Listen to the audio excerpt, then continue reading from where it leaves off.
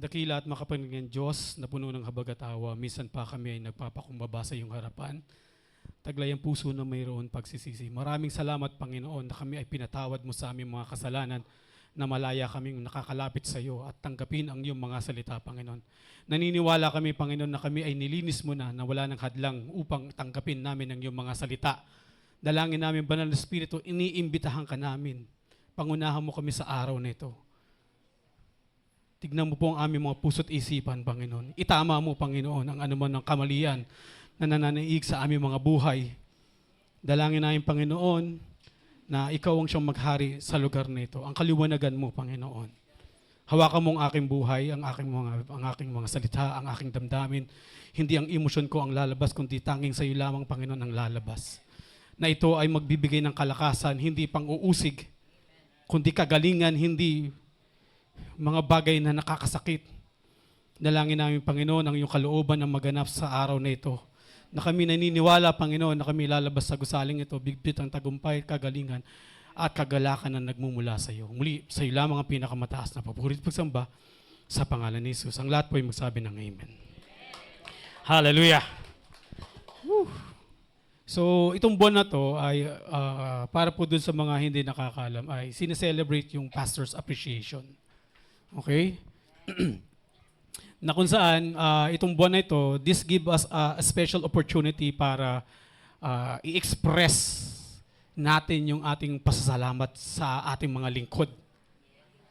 Ito raw yun. Kaya nga, itinalaga yung buwan na ito for the pastors para ipahayag natin, ipakita natin yung pasasalamat natin sa mga pastor. This is also a reminder para po sa mga leaders, sa mga pastor, that we have a responsibility na kung saan tayo ay pinagkatiwalaan ng Diyos para pangalagaan ang mga kaluluwa. Amen?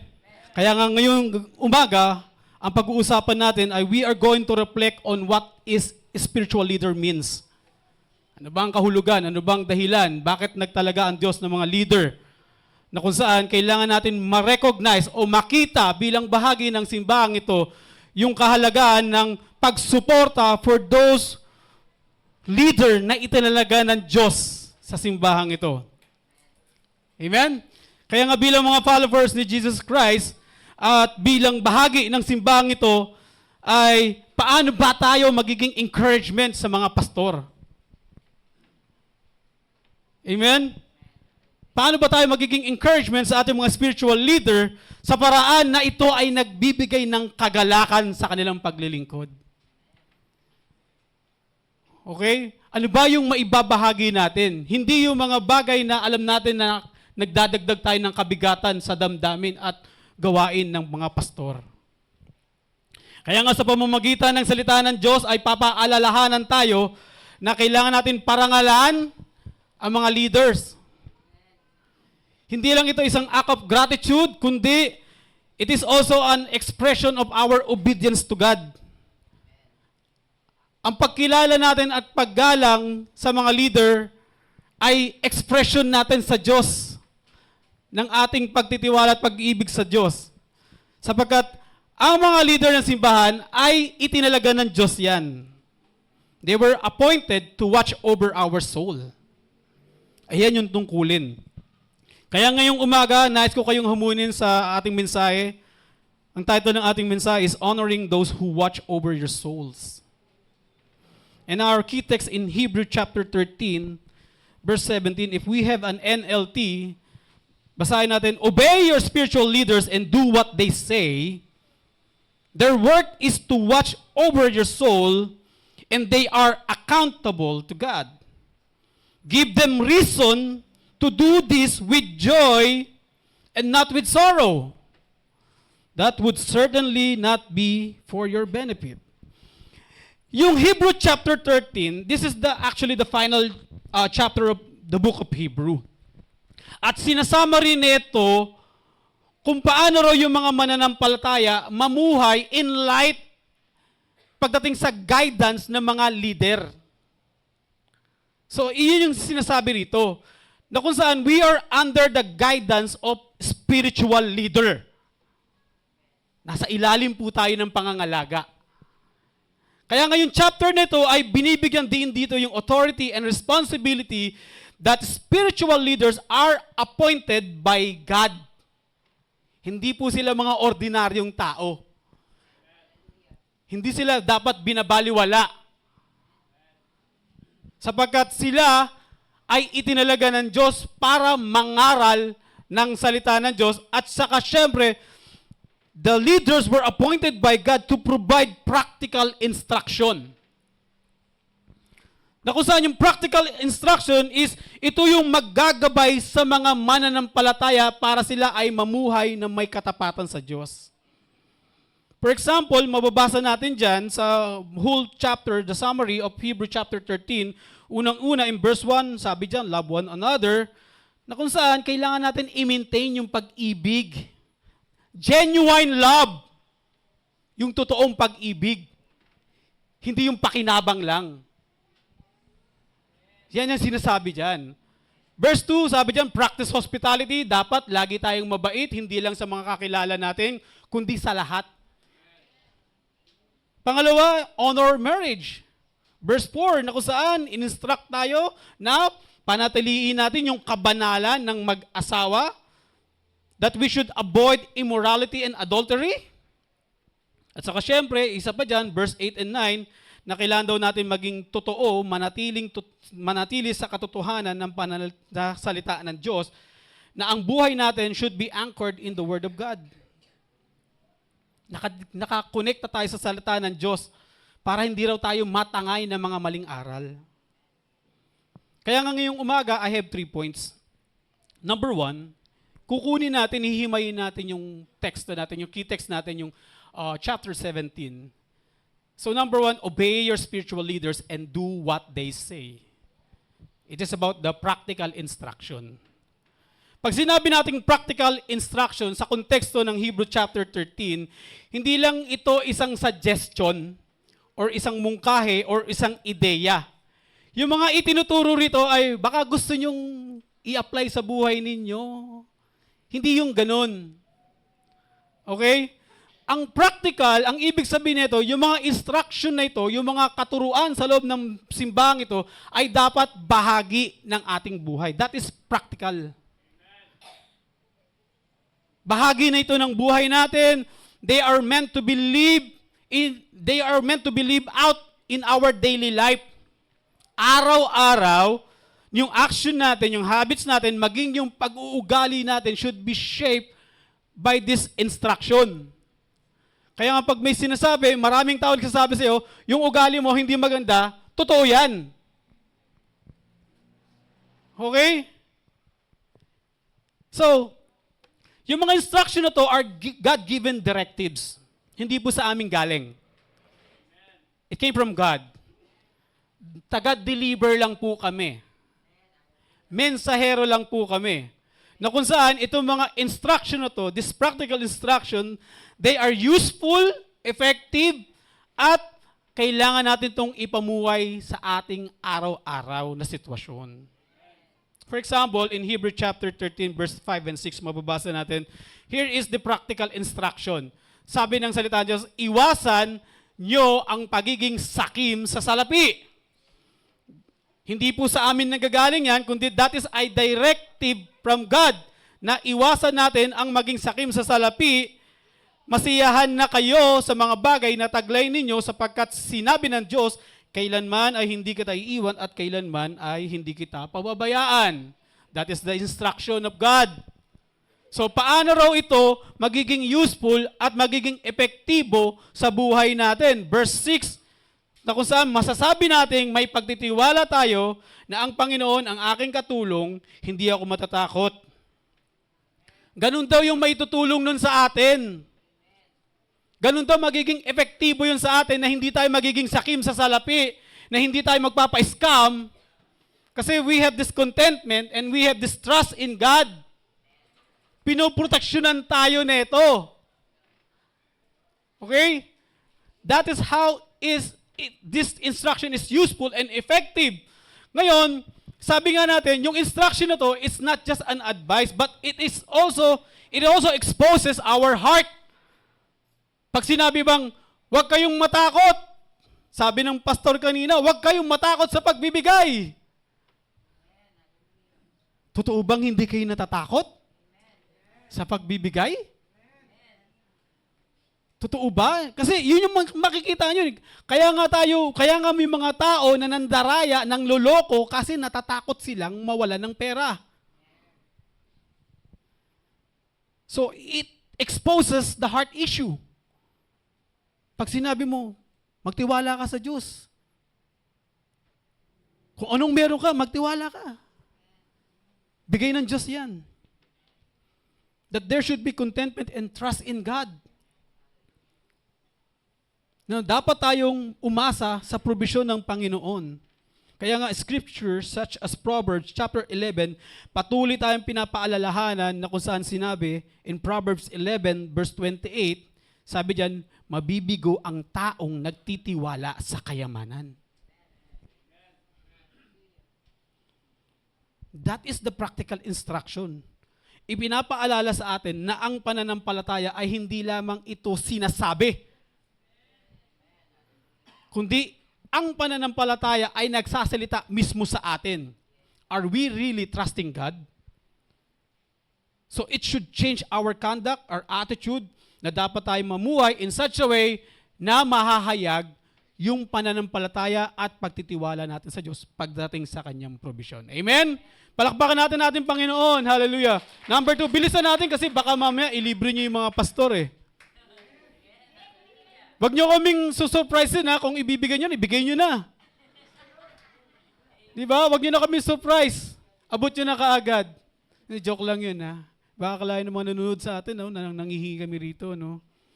Okay, number 2, their works is to watch over your soul. That is accountability. May pananagutan po kami sa inyo para sa Diyos. Kaya po kami minsan ay nakikita yung frustration kasi may pananagutan kami sa Diyos. Kaya nga, the book of Hebrew was written to a group of believers na kung saan, most likely, mga Hudyo to eh. So, isang community ng mga Hudyo, isang maliit na grupo na nagtitiwala sa Panginoong Hesus, and they were being persecuted, they are being pressured dahil sila ay nanampalataya kay Kristo Jesus. Na kung saan, one of their sufferings and rejection ay it is within their community. Yung iba sa kanila ay ipinakulong, yung iba sa kanila ay hindi sila makapagtayo ng hanap buhay sapagkat ay matindi ang nararanasan nila because of their decision to have faith in Jesus Christ. Can you imagine that? Kapwa nila, pinahihirapan sila na sinasabi, bumalik na kayo sa dati nyo yung relihiyon. Paniniwala. They are being pressured. Imagine, yung mga ganun mararanasan natin. Di ba? There is this temptation sa mga taong ito, there is this temptation na sila ay talikuran yung kanilang pananampalataya. Because of the persecution. Kaya nga sa historical context, sila ay matindi yung kanilang nararanasan. When it comes to historical context, they are being pressured to return to Judaism. Kasi yung Judaism kasi, ito yung Old Covenant practices. Na kung saan, ang pinag-ugatan nito yung aklat ni Moses, na mas susundin nila yung mga punong pari, and yung sistema, particularly, yung involved dito yung ritual ng paghahandog ng hayop. Kasi syempre, hindi natin alam bakit gusto nilang siguro nawalan sila ng kabuhayan, wala nang bumibili ng hayop para ialay dahil nanampalataya. So gusto silang pabalikin sa mga ganong klase sa lumang kaugalian na ang paghahandog ng hayop, this is only temporary and it should be done repeatedly. Na kung saan, ang paghahandog ng hayop ay hindi naman talaga neto kayang burahin o linisin ang kasalanan ng tao. Kaya nga yung writer ng Hebrew, na sinabihan sila na maging matatag kayo sa pananampalataya ninyo. Maging matatag kayo, manindigan kayo sa pananampalataya ninyo.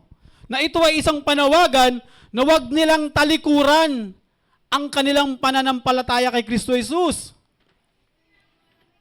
Amen? Huwag silang lumayo, huwag silang umalis, huwag silang mahulog sa kanilang pananampalataya na kung saan tinatawag ito ng Biblia na sin of apostasy. The sin of apostasy, ang ibig sabihin daw nito, yung tuluyang lubusang pagtalikod natin sa Diyos. Yan yung apostasy. Na kung saan, nakarinig na tayo ng katotohanan, narinig na natin ang pangangaral ni Kristo Jesus, pero mas pinili nating talikuran na mawala sa ating pananampalataya. Na dinidinay nila yung kapangyarihan ng Panginoong Hesus. Sabi ng Hebrew chapter 10 verse 26, sapagkat kung sasadyain pa natin magpatuloy sa paggawa ng kasalanan, kung sasadyain natin talikuran yung ating pananampalataya kay Kristo Jesus, wala nang handog na maialay para mapatawad ang ating mga kasalanan. Sa papaanong paraan? Kaya nga yung chapter nito, ini-emphasize nito o pinagbibigyan din dito yung superiority and exclusivity ng ginawa ng Panginoong Hesus sa krus ng Kalbaryo ay kumpleto na. Okay? Na kung saan, pag nireject natin ang pananampalataya natin kay Kristo Jesus, pagkatapos natin nakarinig ng nauunawaan na natin ang ginawa ng Panginoong Hesus, kailanman ay hindi na kayang patawarin ang ating mga kasalanan, kundi si Jesus Kristo lamang. Hebrews chapter 10 verse 14. Kaya nga sa pamamagitan lang ng minsang paghandog, ginawa niyang ganap magpakailanman ang mga pinabanal. Kaya nga yung community na ito sa Hebrew, sinasabi sa kanila na nasa mabuti kayong kalagayan. Mabuti ang pananampalataya ninyo. Tinapos na ng Panginoong Hesus ang lahat. Yung kabayaran ng kasalanan nyo, wala na yan. Pinatawad na kayo ng Panginoon. Kaya nga, Christ's offering is superior because it is once and for all. Isang beses lang naghandog ang Panginoong Hesus. And that is truly effective, removing our sin. Sapagkat naisa katuparan na to ng Panginoon. Now, when it comes to apostasy, the same challenge, nagsasalita rin ito sa atin ngayon. Tama ba? Kasi marami po sa atin, we have come to an old life. Lumang pananampalataya. Tama ba? Bahagi tayo ng pamilya na sarado sa grado. Tama ba? Kaya nga nagsasalita sa atin yung sitwasyon na to. Hindi man tayo katulad na nang nangyari sa aklat ng Hebrew, the persecution, wala naman siguro nakulong dito, wala naman sigurong pinahirapan dito. Pero marami sa atin, we have been rejected. Social rejection. Hindi tayo sinasama sa ating mga kaibigan. Ang tingin nila sa atin, weird tayo. Yung pamilya natin, hanggat hindi ka alis dyan, hindi ka namin tatanggapin bilang aming kapamilya. Bakit ka ba sumama-sama dyan mga ganyang pananampalataya? Sa mga bus, nakakaranas ng ganyan. Sina-challenge yung pananampalataya natin. Tama ba? Sa mga pagkakataong ito, may mga pagkakataon na minsan dumako sa isipan natin na gusto na natin talikuran yung pananampalataya natin. Tama po ba? Sa mga bus, sitwasyon. Right? Gusto nang somehow nararamdaman natin there is this deep temptation na i-abandon natin yung ating pananampalataya kay Kristo Jesus because of the familiarity of the old life. Para mas madali dun eh. Kahit late nga eh, pwede kang magsimba eh. Napakadali. And somehow we are being forced to abandon our faith. Kaya nga, since yung liham na ito ay isinulat sa mga tao who were tempted to abandon their faith, isa sa pinakaligtas na paraan is staying connected to godly spiritual leader. Doon papasok yung mga spiritual leader. Stay connected. Okay? Kasi yung mga spiritual leader, sila yung maggagabay sa atin eh. Faithful spiritual leaders, instrumento yan ng Diyos para tayo ay gabayan at bigyan ng paalala kung tayo ay lumalayo na sa ating pananampalataya. Kaya nga yung crucial na pangangaral dito, yung hindi natin pwedeng baliwalain, concern the works of Jesus Christ. Kaya nga mahalaga sa isang relasyon si Hesus Kristo. Importante. Importante. Sabi ng 2 John chapter 9, ang hindi mananatili sa turo ni Kristo, kundi nagdaragdag dito, ay wala sa kanyang Diyos. Ngunit sabi rito, sino mang nananatili sa turo ni Kristo ay nasa kanya ang Ama at ang Anak. That is the certainty. Kung nasa atin ang pangangaral ng salita ng Diyos, masisigurado natin na nasa atin ang Ama at ang Anak. Anytime that we are being tempted to walk away from our faith, nandiyan dyan yung mga godly leaders. Itinalaga ng Diyos ang mga godly leaders para tayo ay pangalagaan. Amen? Palakpakan natin ating Panginoon. At panghuli, binibilisan ko para para hindi tayo magkagulatan dito.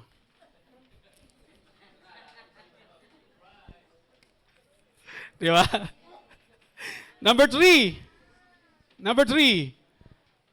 give them reason to do this with joy and not with sorrow. Okay?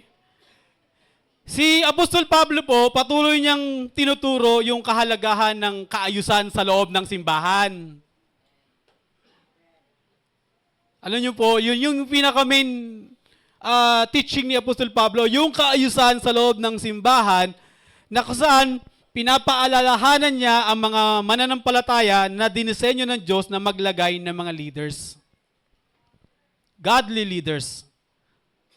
At yung mga leaders na ito ay hindi lang nandiyan para maging manager. Hindi lang sila nagmamanage. Hindi lang turo ng turo. Yun yung tinuturo ng Apostol Pablo rito. Ngunit nilagay ang mga leader para mangalaga ng kaluluwa at gabayan sila mula sa katotohanan. Yun yung tinuturo ni Apostol Pablo. Kaya nga yung verse na yan, yung chapter na yan, ay makukuha mo yung puso kaagad ni Apostol Pablo eh. Yung tinuturo niya about church leadership and order. Na kung saan, ang Diyos, hindi lang niya inilagay ang mga leaders na yan na para lang magdesisyon kung ano bang programang maganda sa simbahan. Paano ba natin mas mapapaganda ang simbahan? Naka-focus sa building. Amen? Kaya nga yung totoong spiritual leader, hindi sila naglilingkod na may kagalakan dahil maganda ang building. Kasi minsan ganun eh, di ba? Maririnig mo sa kwentuhan, ang ganda ng simbahan doon. Kaya ang saya ng pastor eh. Tapos ang babait na mga ng mga member. Tandaan natin, it is not always na ganun ang mangyayari sa loob ng simbahan. Kasi kung ganun ang ini-expect mo sa loob ng simbahan, mabibigo ka. Bibiguin ka ng mga tao. Dahil sadyang ang tao is, we have this called indifference. Iba-ibang pag-uugali ng tao. Talaga mapuprostrate ka. Kaya nga yung totoong spiritual leaders daw, hindi raw nakikita yung kagalakan, yung kasiyahan dahil magandang simbahan, hindi dahil mababait yung mga... Mababait naman kayo. Baka sabihin, hindi ko kayo mabait eh. Mabait kayo. Kundi, ang kagalakan daw is the responsibility. Kasi pinagkatiwala sa atin ng Diyos yung mabigat na gampanin para bantayan yung mga kaluluwa ng mga tao. Yung kaluluwa ko, kaluluwa mo, kaluluwa ng katabi mo. Tanong mo yung katabi mo, may kaluluwa ka pa ba? Kasi kasama yun. Diba? Baka naman talagang kaluluwa yung katabi mo, ha?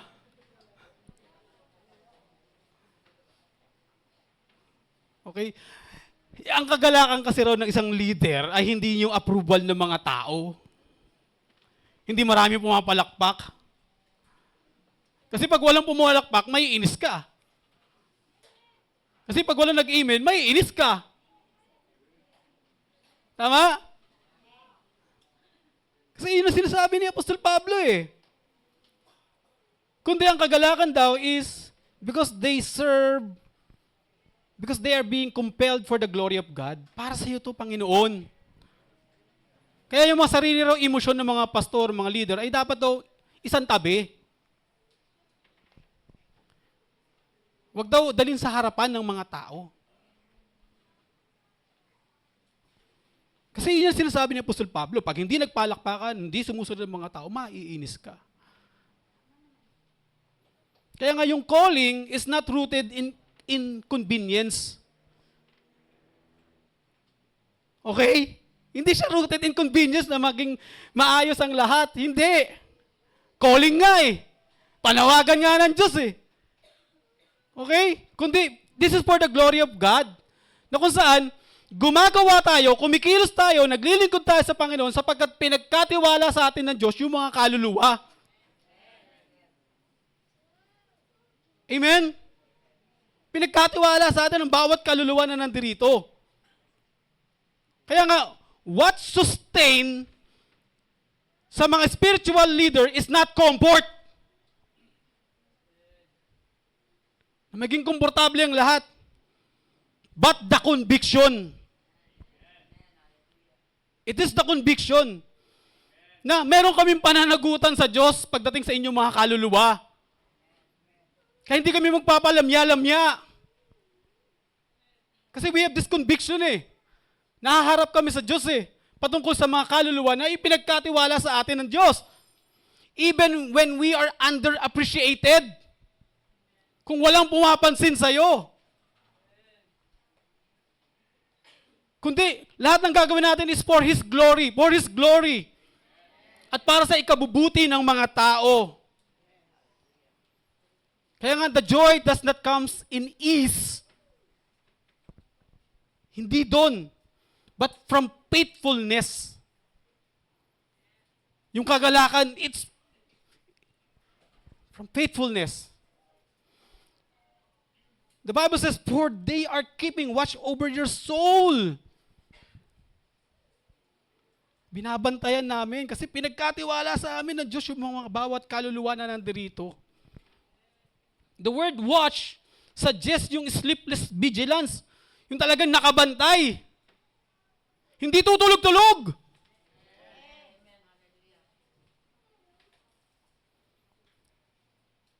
Nakabantay sa bawat kaluluwa. Dito tayo magtatapos sa tekstong ito. Ezekiel chapter 3, verse 17 and 19. Sabi ng salita ng Diyos, anak ng tao, ginawa kitang bantay ng mamamayan ng Israel, hindi manager.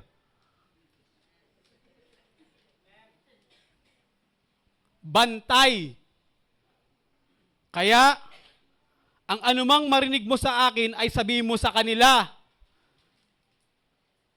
Hindi tayo magiging compromiser.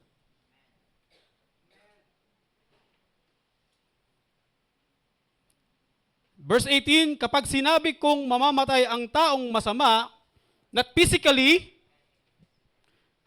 baka akalain nyo, physically, but spiritually, from falling away from our faith in Jesus Christ. Yung pagtalikod. Okay? Pero hindi mo sila binalaan, hinayaan mo lang, o pinagsabihan, lumayo sa kasamaan para maligtas, mamamatay ang taong iyon dahil sa kanyang kasalanan at pananagutan mo siya. Verse 19, pero kung pinagsabihan mo siya, o sagutin niyo muna yun.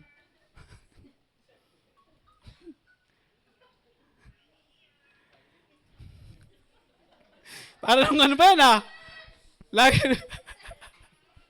di ba one time, doorbell. Ayaw niya na pa ako dito.